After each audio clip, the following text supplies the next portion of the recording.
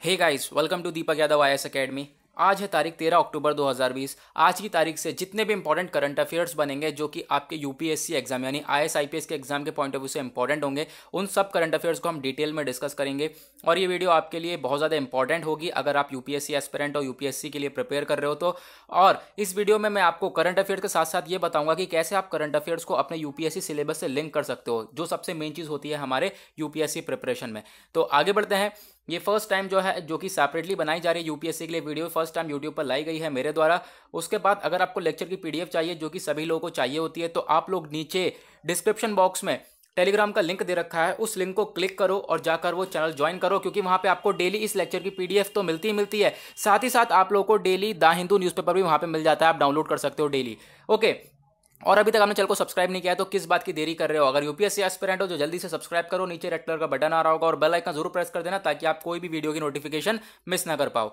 तो बढ़ते हैं आगे और स्टार्ट करते हैं अपना डेली करंट अफेयर्स का ये सीरीज। और सबसे पहला आर्टिकल हमारा आता है किस चीज से रिलेटेड? फरी पस कैटरपिलर से रिलेटेड। यहाँ पे कैटरपिलर आप लोगों को सभी को पता होगा क्या होता है, ठीक है, इंसेक्ट। जो ये कैटरपिलर है इसके बारे में बताया जा रहा है। एक नया टाइप का कैटरपिलर हम लोगों ने देखा है कहाँ पर? यूएस स्टेट ऑफ वॉशिंगटन में। वॉशिंगटन में हमने एक नया कैटरपिलर देखा है, तो उसके बारे में बात करी जा रही है। अब ये आर्टिकल हम लोगों ने इंडियन एक्सप्रेस से लिया है। ओके। इन्वायरमेंट के पॉइंट ऑफ व्यू से इंपॉर्टेंट है। आपको पता होगा जो भी हमारा स्पीशीज मिलती है या फिर कोई इंसेक्ट्स के रिलेटेड बात हो रही है, एनिमल्स के रिलेटेड बात हो रही है, तो वो हमारा एनवायरमेंट बायोडाइवर्सिटी के अंदर टॉपिक आता है। तो जो एनवायरमेंट बायोडाइवर्सिटी है ये आपके यूपीएससी में जनरल स्टडीज पेपर 3 के अंदर आता है, सभी को पता होगा, है ना। तो इस तरीके से आप लोगों को लिंक करना है कि जो करंट अफेयर्स है उसको अपने सिलेबस से इस तरीके से लिंक करना है। ओके। तो अब यहाँ पर एक कैटरपिलर हम लोगों ने देखा है जिसका नाम है फरी पस कैटरपिलर। तो ये वॉशिंगटन में हम लोग को मिला है और वॉशिंगटन में जो है ये कैटरपिलर मिला है, और ये भी बताया जा रहा है कि बहुत ही ज़्यादा जहरीला ये कैटरपिलर है, बहुत ज़्यादा विनोमस यानी जहरीला कैटरपिलर है। तो इसके बारे में बताया गया है, तो आप इसका सिर्फ और सिर्फ नाम याद रख सकते हैं और ज़्यादा चीज़ें यहाँ पर आप करने की ज़्यादा ज़रूरत नहीं है आप लोगों को। ओके। तो एक्सपर्ट के द्वारा बोला गया कि मेटामॉर्फोसिस के बाद जो इंसेक्ट होते हैं वो ज़्यादा खतरनाक नहीं होते हैं। मेटामॉर्फोसिस यानी जो अपनी पूरा का प्रोडक्शन एज से निकल जाते हैं, यानी कि जैसे आप बटरफ्लाई देखोगे, बटरफ्लाई का पहले थोड़ा सा छोटा सा ये होता है, फिर धीरे धीरे यहाँ से खुलती जाती है ये, और बटरफ्लाई फिर बाद में पूरी तरह से बटरफ्लाई बन जाती है, ओके, निकल जाती है। तो ये जो पूरे स्टेज होता है ये मेटामॉर्फोसिस स्टेज होता है। तो इस स्टेज में बताया जा रहा है, इस स्टेज के बाद जो इंसेक्ट्स होते हैं वो इतने खतरनाक नहीं होते, लेकिन जो ये कैटरपिलर है, कैटरपिलर का भी बिल्कुल सेम मेटामॉर्फोसिस स्टेज ही होता है। तो लेकिन कैटरपिलर है ये बहुत ज़्यादा खतरनाक निकला और बहुत ज़्यादा जहरीला है। और ये भी बोला जा रहा है जो ये कैटरपिलर है widely regarded as one of the most poisonous, एक बहुत ही ज्यादा जहरीला कैटरपिलर मिला है हम लोग को यूनाइटेड स्टेट्स में, ठीक है। तो इसके बारे में याद रखना, नाम क्या है इसका? फरी पस कैटरपिलर। ओके। आते हैं सेकंड आर्टिकल पे। सेकंड आर्टिकल किस चीज के बारे में? किर्गिस्तान के बारे में है। अभी आपको पता है किर्गिस्तान काफी ज्यादा न्यूज में था कुछ दिन पहले। क्यों? क्योंकि वहां पे काफी सारे प्रोटेस्ट वगैरह देखे जा रहे हैं, काफी सारे लोग पार्टिसिपेट कर रहे हैं, पुलिस फोर्सेस से क्लैश कर रहे हैं, जो पुलिस फोर्सेस हैं उनसे लड़ रहे हैं, बहुत सारे लोग प्रोटेस्ट वगैरह कर रहे हैं यानी विरोध कर रहे हैं। तो इसी के बारे में यहाँ पर बताया गया। तो इसी वजह से जो किर्गिस्तान है ये जो कंट्री है ये न्यूज में है। ओके। तो हम लोग इस कंट्री के बारे में थोड़ी बहुत बातें पढ़ लेते हैं क्योंकि बहुत ज़्यादा इंपॉर्टेंट हो जाता है ये हमारा आईआर के पॉइंट ऑफ व्यू से, यानी इंटरनेशनल रिलेशंस के पॉइंट ऑफ व्यू से। तो जो ये आर्टिकल हमने इंडियन एक्सप्रेस से लिया है, इंटरनेशनल रिलेशंस के पॉइंट ऑफ व्यू से इंपॉर्टेंट है। और इंटरनेशनल रिलेशंस हमारे यूपीएससी सिलेबस में कहाँ पे आता है? जनरल स्टडीज पेपर 2 के अंदर।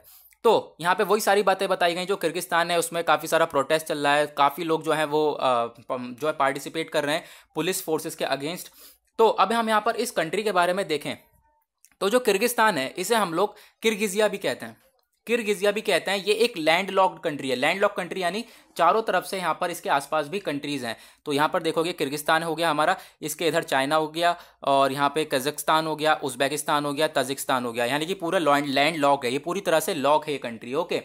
उसके बाद यहाँ पर हम देखें तो ये second smallest 5 central Asian state है, यानी कि सेंट्रल एशिया, यानी कि क्या है हमारा ये जो इतना एरिया ये हमारा सेंट्रल एशिया है, उसमें से सेकंड आप कह सकते हो सेकंड स्मॉलेस्ट है ना, हाँ सेकंड स्मॉलेस्ट हमारी यहाँ पे कंट्री है, ये सेंट्रल एशिया है। एक याद रखना, सेंट्रल एशिया को याद रखने के लिए जितने भी स्थान वाली यहाँ पे जिनके बाद में स्थान लगा हुआ है, जितने भी स्थान वाली कंट्रीज हैं ये सब हमारी सेंट्रल एशिया में आती है ना। ये चाइना हो गया, इसके इधर इंडिया हो जाएगा, इंडिया के इधर जाओगे तो ये वेस्ट एरिया हो जाएगा, इधर जाओगे तो ये नॉर्थ एरिया हो जाएगा, इधर जाओगे तो यहाँ पर क्या हो जाएगा, ये हमारा ईस्ट एरिया हो जाएगा, इसके नीचे जाओगे इंडिया के तो वो साउथ एरिया हो जाएगा। तो जो किर्गिस्तान है ये हमारा वेस्ट एरिया में तो लोकेटेड है, लेकिन यहाँ पे नॉर्थ भी है इधर, तो इन दोनों के बीच में लोकेटेड है, तो नॉर्थ वेस्ट साइड पे हमारा किर्गिस्तान लोकेटेड है। इस तरीके से आप लोग मैपिंग भी कर सकते हैं, है ना।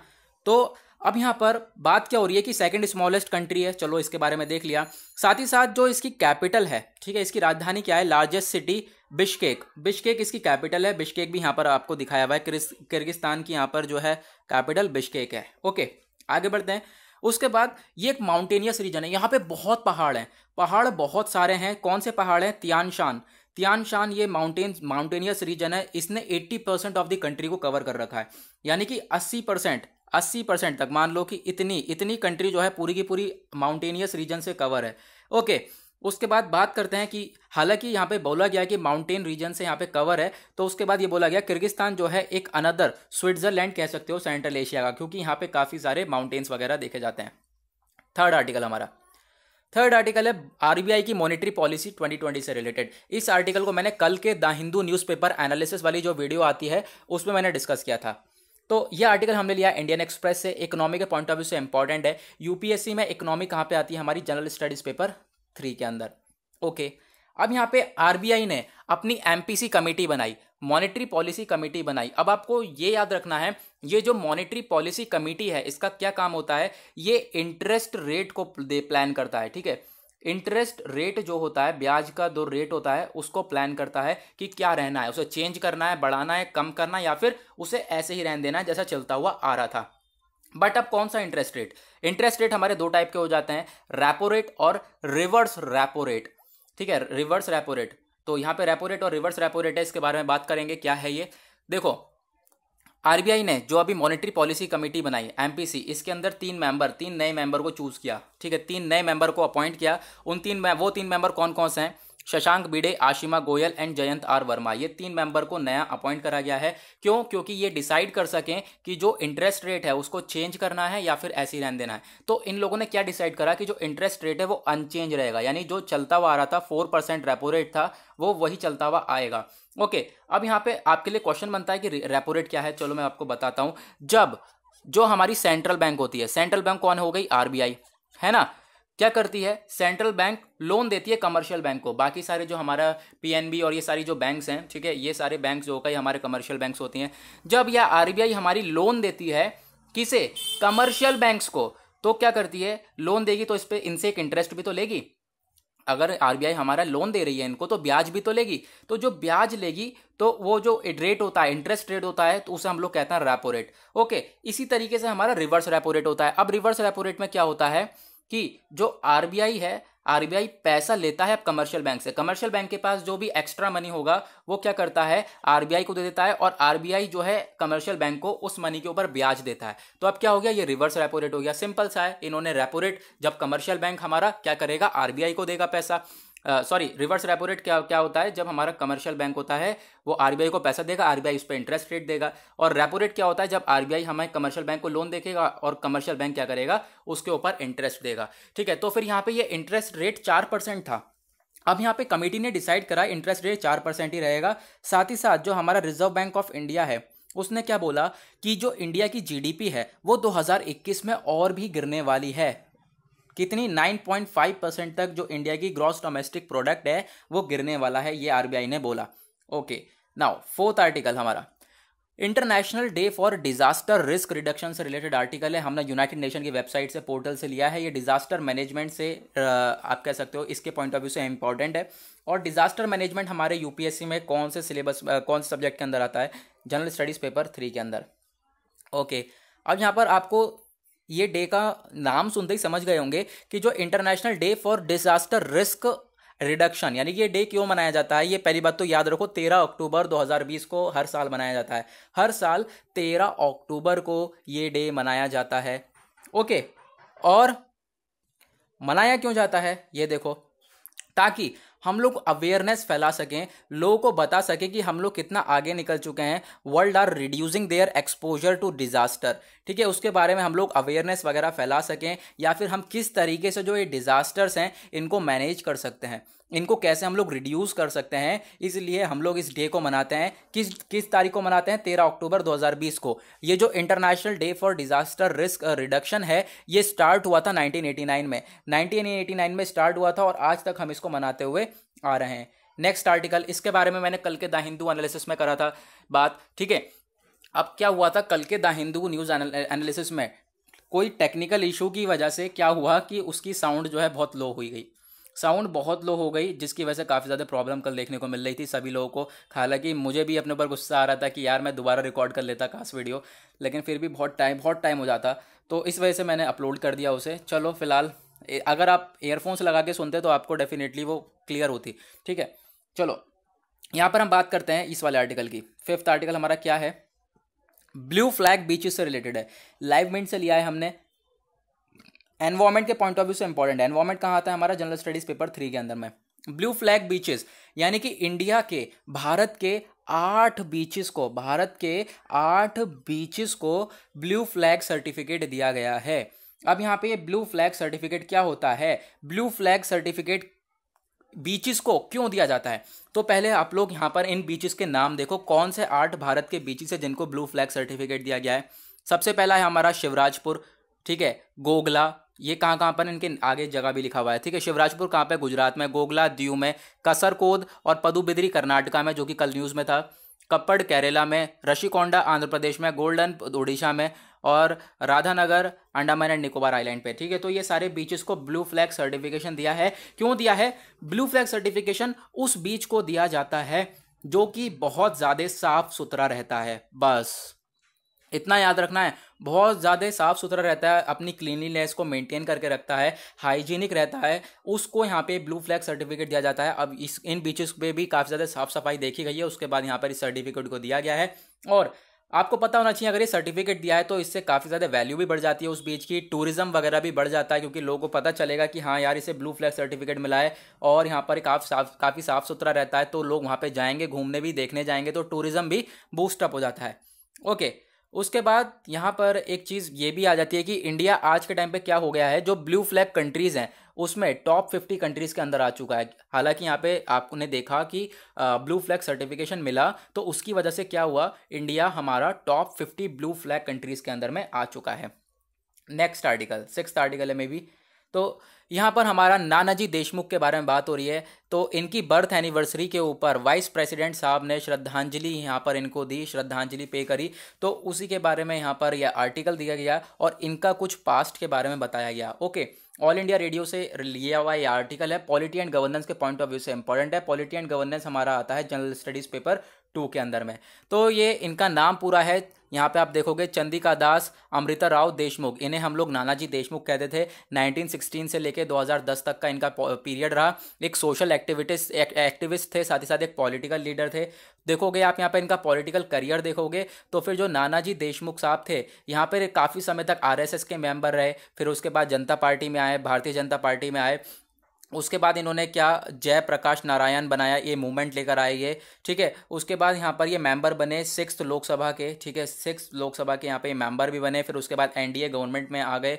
तो आप देख सकते हो इनका पॉलिटिकल करियर काफ़ी ज़्यादा था। उसके बाद सोशल वर्कर में देखें तो इन्होंने काफ़ी ज़्यादा सोशली वर्क किया है। एजुकेशन हेल्थ के ऊपर काफ़ी ज़्यादा काम किया है। गाँव में एजुकेशन हेल्थ को प्रोवाइड करने की इनकी पूरी जो है काम रहा है, इनका पूरा जो है हाथ रहा है उस चीज़ में। ओके, इन्होंने सेटअप किया था चित्रकूट ग्रामोदय विश्वविद्यालय मध्य प्रदेश में, जो कि इंडिया की पहली रूरल यूनिवर्सिटी थी, ठीक है। इन्होंने फिर उसके बाद चेन स्टार्ट करी सरस्वती विद्या मंदिर स्कूल की, ठीक है, जो कि पूरे इंडिया में आप देखोगे तो काफ़ी सारे नाम से यहाँ पे स्कूल्स वगैरह ओपन रहते हैं। और इनको फिर पद्मा विभूषण अवार्ड मिला 1999 में। उसके साथ साथ उसके बाद इन्हें भारत रत्न अवार्ड मिला 2019 में। तो आप ये सारी चीज़ें देख सकते हो, इनका पूरा मैंने पास्ट आपको समझा दिया। नेक्स्ट आर्टिकल आता है, मे बी 7th आर्टिकल है। ये किस चीज़ के बारे में बोल रहा है? भारतमाला परियोजना। ये आर्टिकल है कि यहाँ पे रोड्स वगैरह जो रोड हैं, रोड बनाई जा रही हैं ताकि हम लोग ज़्यादा से ज़्यादा चीज़ों को कनेक्ट कर सकें, पोर्ट्स को कनेक्ट कर सकें, अलग कंट्रीज़ को कनेक्ट कर सकें। तो इसके लिए यहाँ पे रोड्स वगैरह बनाई जा रही हैं। कितने प्रोजेक्ट्स हैं इसके अंदर? 322 प्रोजेक्ट हैं। और कितनी लेंथ की यहाँ पे रोड्स बनाई जा रही है? 12,413 किलोमीटर तक की लंबी रोड बनाई जा रही है। ओके, तो यहाँ पे ये प्रोजेक्ट के बारे में बताया गया है। ये हमने डीडी न्यूज़ से आर्टिकल लिया है, इकोनॉमी के पॉइंट ऑफ व्यू से इंपॉर्टेंट है। इकोनॉमी आती है हमारी जनरल स्टडीज़ पेपर 3 के अंडर में। ओके, तो आगे बढ़ते हैं। अब यहाँ पर बात करें इसकी, तो जो मिनिस्ट्री ऑफ रोड ट्रांसपोर्ट है और हाईवेज़ है, इन्होंने यहाँ पर जो है डिटेल वगैरह बताई और एनएच नेटवर्क की इसके बारे में डिटेल्स वगैरह लेकर आए। और इन्होंने क्या करा, पूरा का पूरा इन्वेस्टमेंट का अप्रूवल लिया।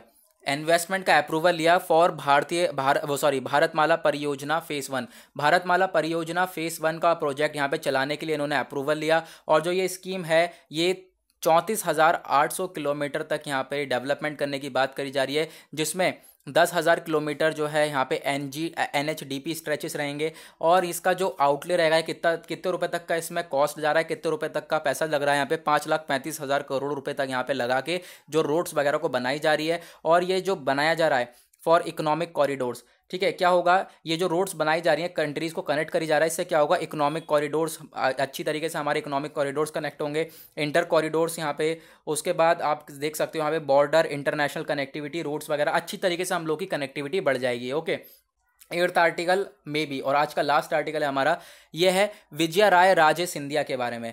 अभी प्राइम मिनिस्टर नरेंद्र मोदी साहब 100 रुपये का सिक्का लाने वाले हैं, 100 रुपये का सिक्का लॉन्च करने वाले हैं, कॉइन लॉन्च करने वाले हैं। वो किनके ऑनर में लॉन्च करेंगे? वो इनके ऑनर में लॉन्च करेंगे। कौन है ये? विजया राजे सिंधिया।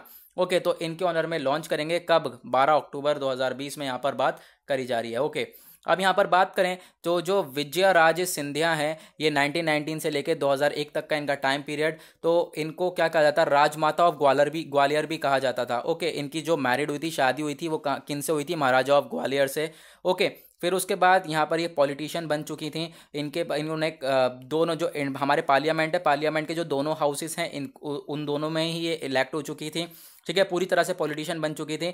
फिर उसके बाद यहाँ पे एक्टिव मेंबर बनी काफ़ी सालों तक। फिर ये को फाउंडर भी बनी, भारतीय जनता पार्टी बीजेपी की को फाउंडर भी इन्हें कहा जाता है। ओके, उसके बाद यहाँ पे इनके चार डॉटर्स थीं, 4 बेटियां थीं, 1 बेटा था। तो इसी के बारे में बताएगा, इसे आप छोड़ सकते हो, इसे आप स्किप कर सकते हो। तो इसी के बारे में बात करी जा रही है कि अभी हमारे प्राइम मिनिस्टर नरेंद्र मोदी साहब 100 रुपये का सिक्का लॉन्च कर रहे हैं, ठीक है, इनके ऑनर के अंदर, इनकी मेमोरी में। ओके, तो इसी के साथ हुआ हमारा आज का पूरा डिस्कशन खत्म। अभी तक आपने चैनल को सब्सक्राइब नहीं किया तो सब्सक्राइब कर लेना, नीचे रेड कलर का बटन आ रहा होगा और बेल आइकन जरूर प्रेस कर देना ताकि आपके पास वीडियो की नोटिफिकेशन डेली आती रहे। और टेलीग्राम लिंक भी आप लोग टेलीग्राम चैनल को भी ज्वाइन कर सकते हो, लिंक आप लोगों को डिस्क्रिप्शन बॉक्स में दे दिया है। आज के लिए बस इतना ही, मिलेंगे आप लोगों से कल। आज के लिए bye bye, have a nice day.